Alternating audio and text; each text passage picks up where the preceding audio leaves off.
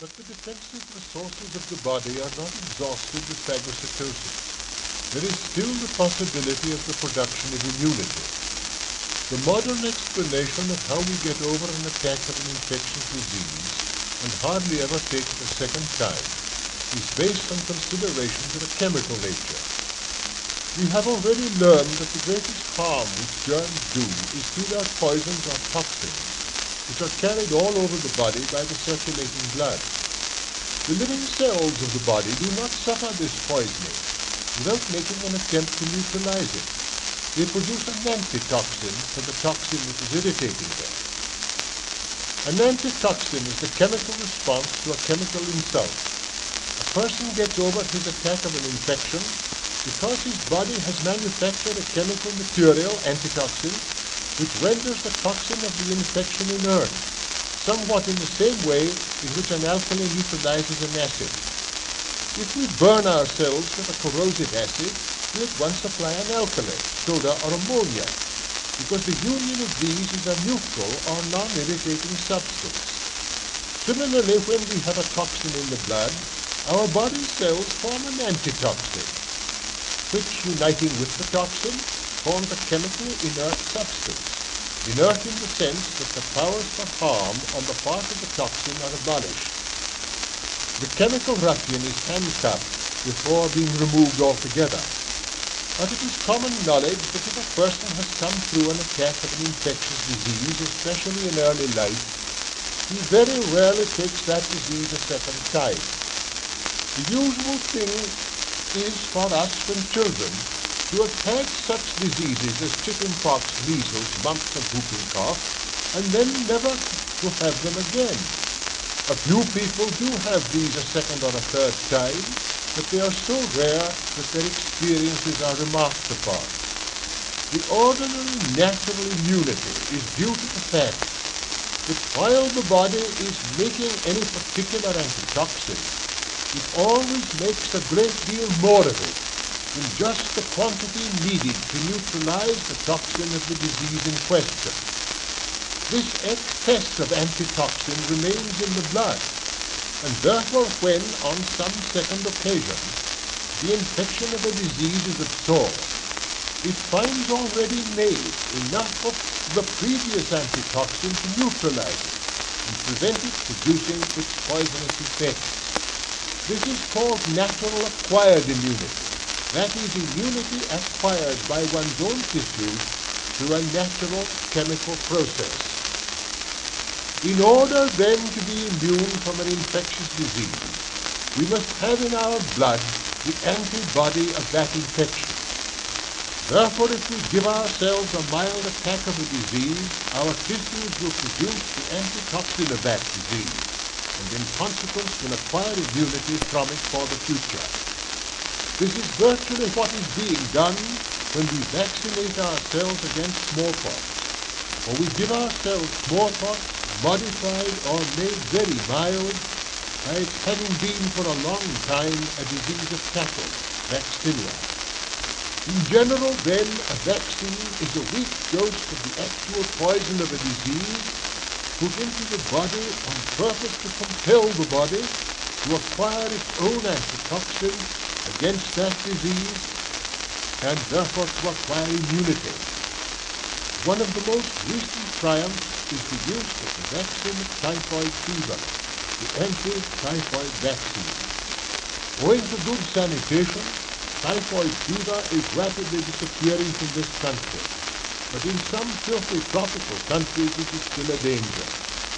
The vaccine of typhoid is extensively prescribed to persons about to travel or to live in the tropics in order that they may get artificially a mild attack of typhoid fever, and having thereby produced their own antitoxin, they become resistant to the poison of typhoid fever when that happens to be encountered. This anti-typhoid vaccine has taken one more terror out of life in the tropics.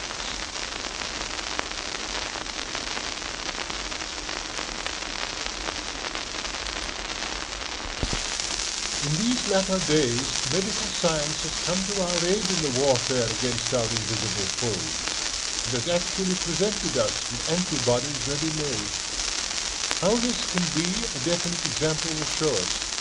Suppose we inject by mere pinprick some germs of diphtheria into a horse, the animal will have a non-fatal attack of diphtheria, during which its body produces immense quantities of the diphtheria antitoxin. A quantity of the horse's blood is now drawn off painlessly from the vein and is allowed to clot. The clear liquid which runs out of the clot, called the serum, contains the antitoxin. Such a serum is an antiserum. If a child is suffering from diphtheria and we inject into it a little of this antiserum, we shall provide the little patient with enough of the antitoxin to neutralize all the toxin which is being produced in his body. In a very short time the child begins to get better, the fever decreases, and the suffocating membrane in the throat is coughed up. The use of diphtheritic antitoxin has enormously reduced the death rate in diphtheria, which formerly was considered one of the most deadly of diseases. It is by no means so today. We seem to have the capacity for manufacturing antibodies against all sorts of poisonous or foreign materials which may gain access to the blood. Thus, the first time a boy smokes a cigar, he is generally sick. But as he perseveres, it is supposed that his tissues, especially the liver, form an anti-substance against nicotine, if that is the precise poison in tobacco smoke.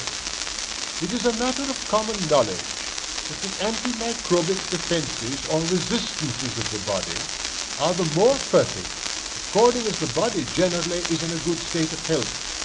Different people differ greatly in respect of their natural congenital resistance to disease. Some people seem very free from infections. Others are never without a cold or some trouble or other. Again, the same person's resistance varies from time to time in the season of the year, his physiological age, the state of digestion, the presence of fatigue, mental condition, and many other factors.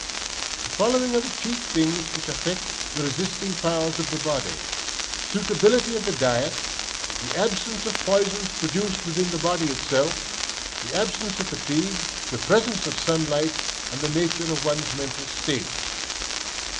So much has been spoken and written in the last few years on the subject of diet that only a very few words are needed here. Our food is for repairing tissue waste and for supplying us with heat.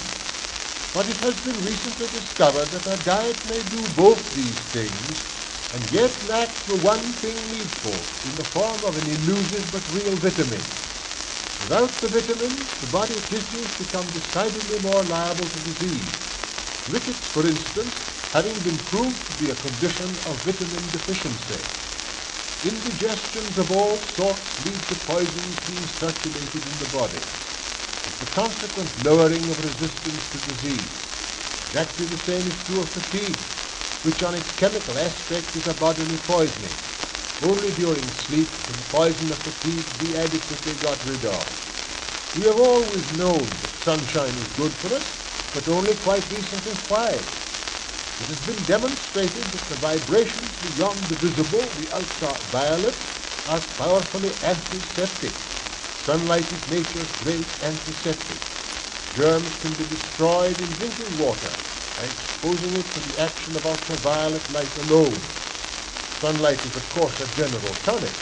Truly the light is sweet, and a pleasant thing it is for the eyes to behold the sun. But sunlight is more than that. It is a great germ destroyer. Finally, we should strive to maintain that tranquility of mind which is so necessary to our general well-being. All sorts of worries predispose us to the onslaughts of disease. Explain it how we may, our minds do influence our bodies for good or ill. Mind and body is a very sensitive co-partnership. If we use the discoveries of physical and medical science aright, we may do much, even in a generation, to banish disease still more thoroughly, and to make this earth a much more tolerable abode for the human family than it is at present.